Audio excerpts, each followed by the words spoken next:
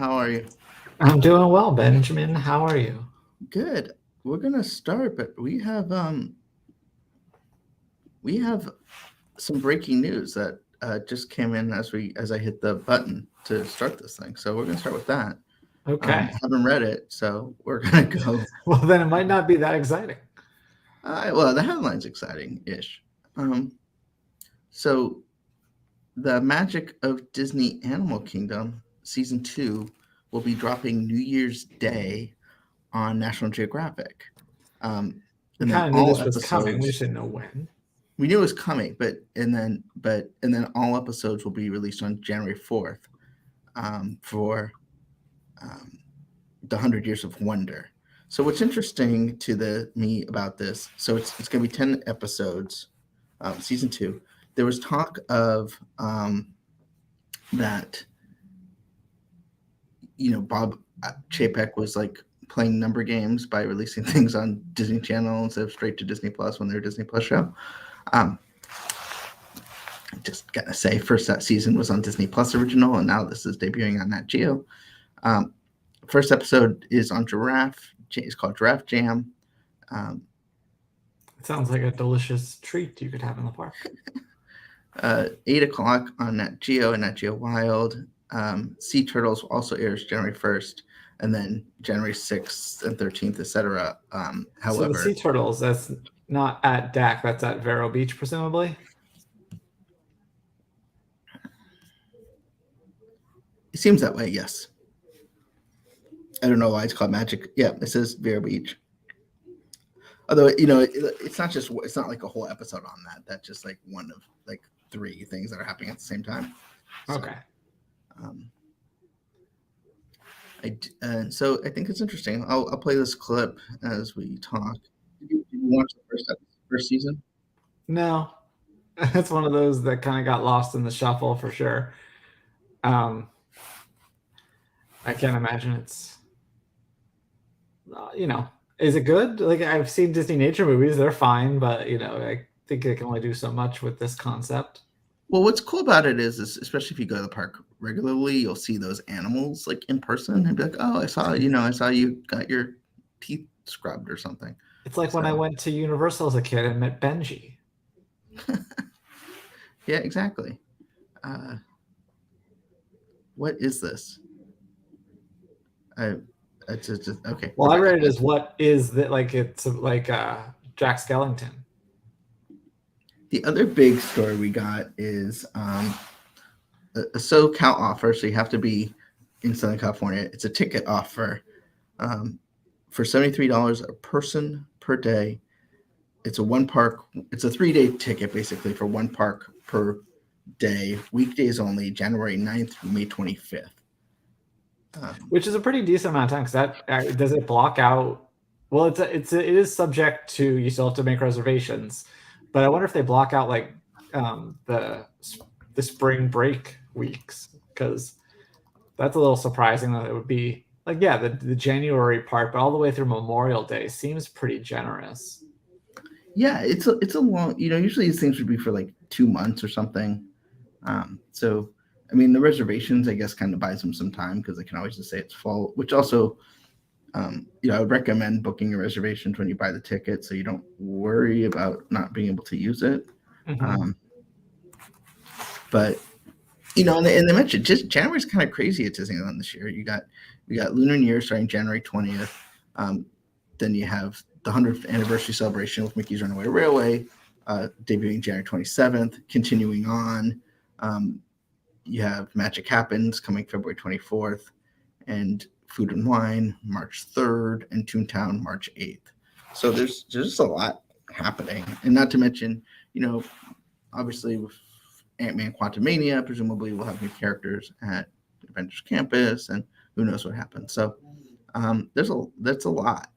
And of course, it just stinks if you work or you go to school. The Food and Wine Festival includes the return of what's becoming almost an annual thing, the return of Soarin' Over California.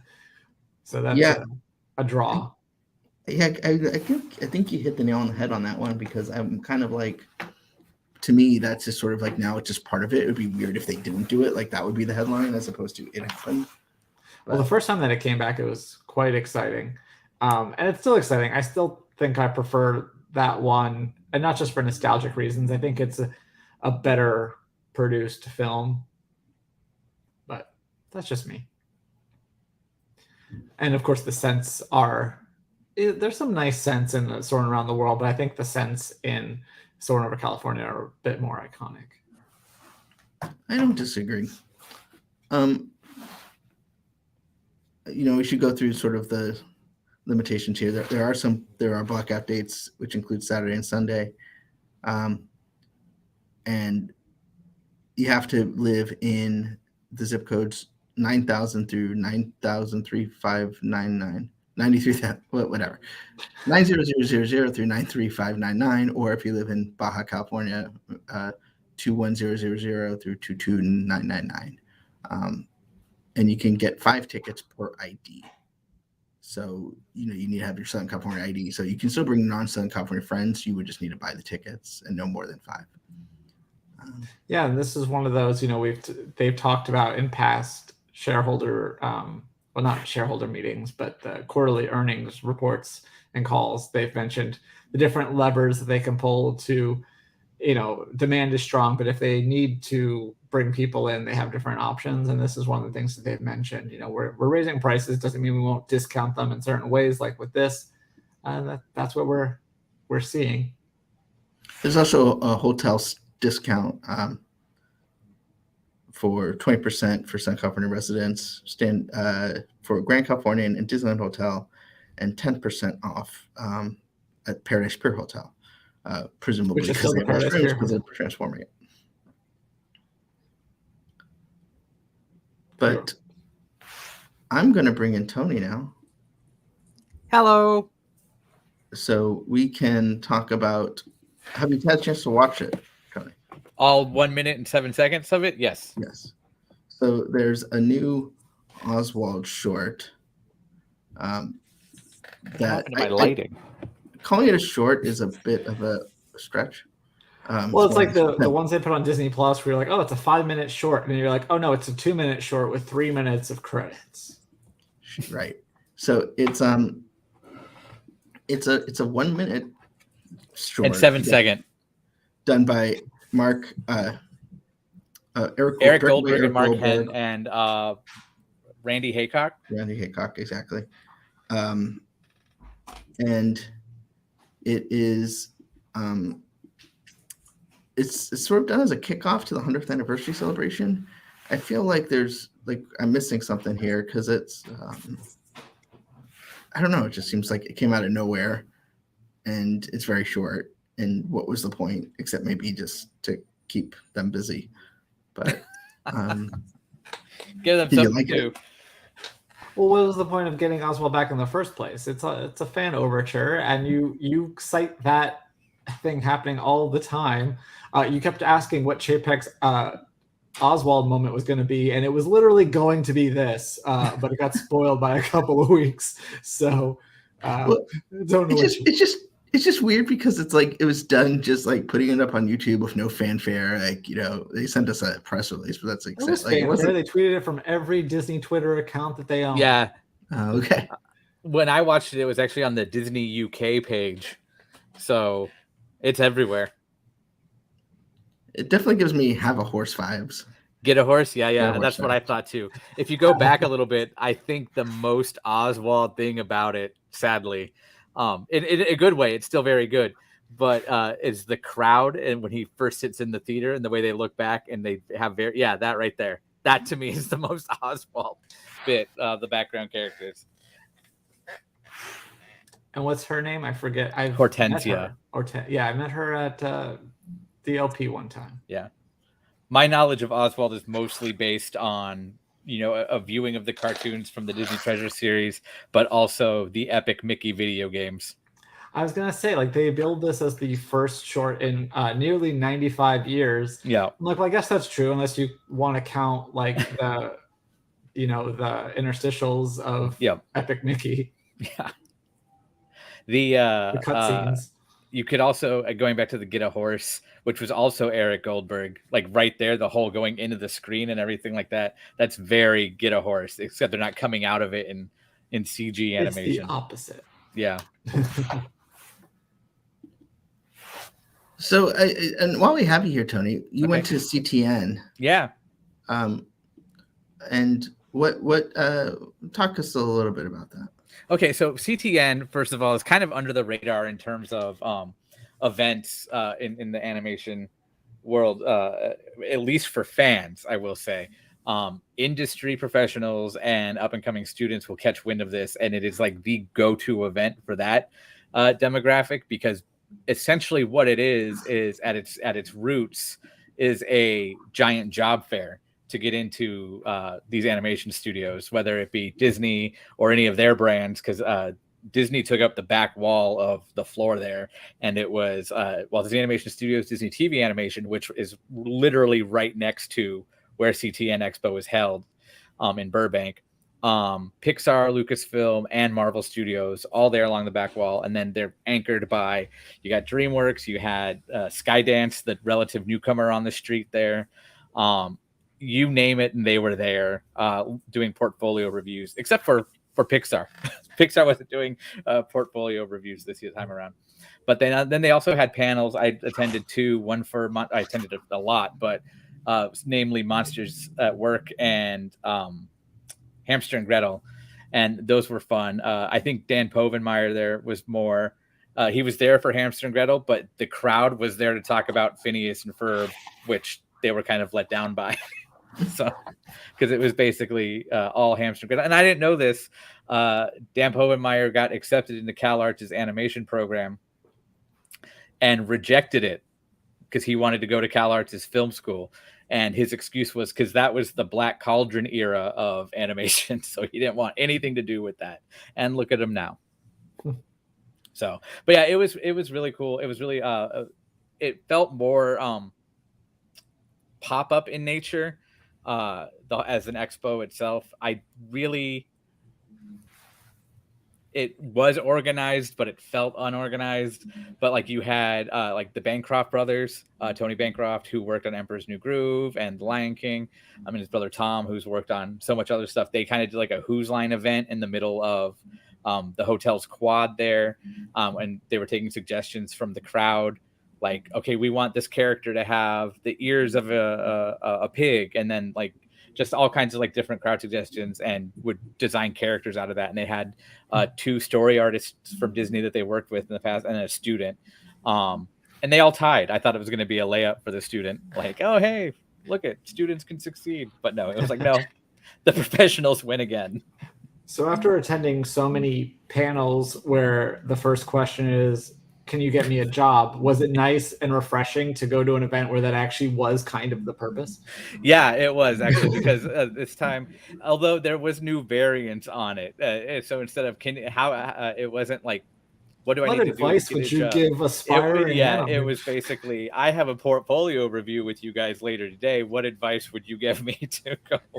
Well, we'll give you that advice when we give you the portfolio review, since that's kind of the point. Yeah. Nickelodeon had a whole like Zen room set up themed to Avatar next to where they were doing their portfolio review. It's like, oh, is that where you like go after your soul gets crushed and they say no? The real Avatar, not the blue cat people one. But it was really cool. What I also liked about it is it celebrated hand drawn a lot. They had like traditional demos. They had a full Kem Weber desk out there on display, and they had Aaron Blaise, who I know was a director on Brother Bear, among other movies, and he does his whole other like art school thing where he teaches how to draw creatures and animate them. He was doing hand drawn, like doing the flip and everything. I even tweeted that, I think, too, at one point, that flip though. So it was all kinds of stuff like that. I know I talked to a friend of Laughing Place, Dave Bossert, for a while, and we talked about Kem Weber animation desks and people who recreate them and so much other stuff. I remember Jerry Reese, the director of The Brave Little Toaster, he had one corner of the hotel lobby to himself, and I'm not going to say it was sad, but it was cozy, but overlooked because he was on the opposite end of where everything is happening. And I sat with him, I'm not even joking, for maybe almost 3 hours just talking about The Brave Little Toaster and then Cranium Command and Alien Encounter. So that was cool. It was like a one-man PowerPoint presentation to me and one other person. Sunny Saga asks, how do you differentiate the avatars in casual discussion? Context matters, but I usually would just say, The Last Airbender to discuss. Got the it. Nickelodeon one. But what about you guys? Neither one comes up very often in my conversations, I will say.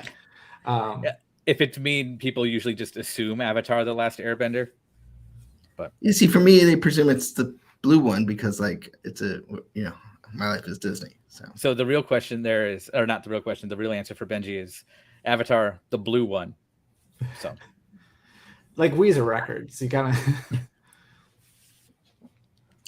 Okay, well, we actually have to wrap up pretty soon because we got to cover major Disney Studios thing in Brazil. So we'll probably be back this afternoon to discuss what came out of that. But I will say we got one more story I'd like to just talk about. So, ABC has quietly been having these unlocked channels on the ABC app and Hulu.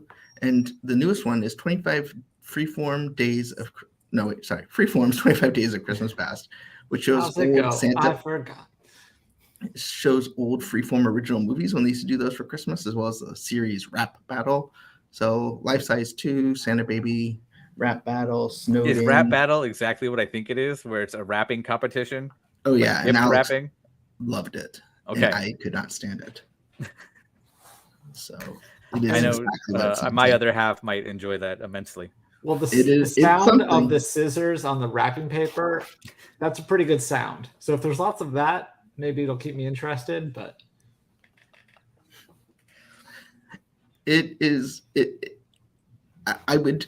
what I wanted instead was a documentary series about casting it. Like, how do you find that many people obsessed with inventive rapping? There's a story I've been listening to. There's a Boy Meets World rewatch podcast, and on it, Danielle Fishel, she shared a story where for a while she was gift wrapping at either Nordstrom or Neiman Marcus.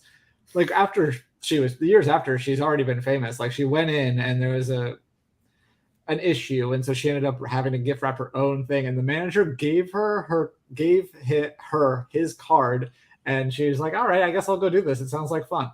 So you might have had Topanga gift wrap your gift if you went between certain years. So I hope that she makes an appearance on this show, I guess is what I'm saying. I'm doubting she will, but maybe she in a does future not. season. I've seen the whole show. Well, maybe they should get her as a celebrity judge in the future. All this really does to me is highlight the fact that Freeform doesn't make original content anymore, especially during the holidays, because it's all old stuff. And if you look at the schedule, it's a lot of Home Alone, and they gave up on the gold mine. The gold mine? The gold mine of original Christmas movies. There are 3 networks dedicated to this now. Right. And somehow like Freeform, which owned it at one point, just didn't care. So if you for some reason you're not watching LPTV constantly and you just want some other streaming thing to happen, you can watch Freeform's 25 Days of Christmas Past, as in past when we made content. Like Rap Battle and Santa Baby. Who is that in Santa Baby? I think that's what's her Samantha who? What's her name? Christina Applegate? Maybe. It's the host of Dancing with the Stars is in Life Size 2. I know her most from the Extraterrestrial Alien Encounter, where her voice was dubbed over. What did she play in that? She was the spokesmodel at the beginning. Oh. Yeah. That was 15 minutes of Jerry Reese at CTN Expo. Devoted to the ADR session with Tyra Banks. Did they... You can read more about it. I did post a little bit of a roundup, but I have more in-depth stuff in my pile of evergreen things to make. Well, sounds good. So we're going to wrap up. We'll be back later this afternoon, probably around later. 12 12, 1, 2, like around 3 o'clock probably, Pacific time, to discuss Quantumania, Avatar, the blue one, and other things that we get out of CTN, not CTN, the Brazilian Comic Con Expo. So, bye everybody. Farewell. Bye.